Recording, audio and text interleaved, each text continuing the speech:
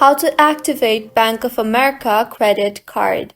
Hello everyone, I am Bishaka and welcome to our channel. I will take you through the step-by-step process on how to activate Bank of America credit card. Now, let's get right into the tutorial.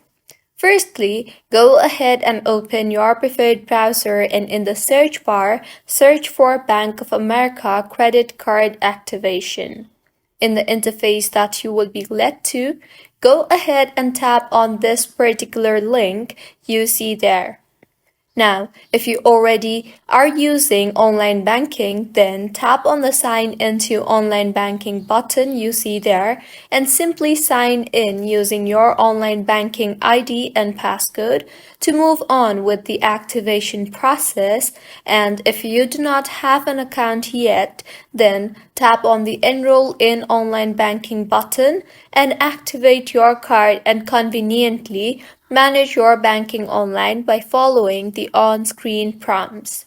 So this is how you can activate Bank of America credit card. If you find the tutorial helpful, please like the video and do subscribe to our channel for more tutorials like this.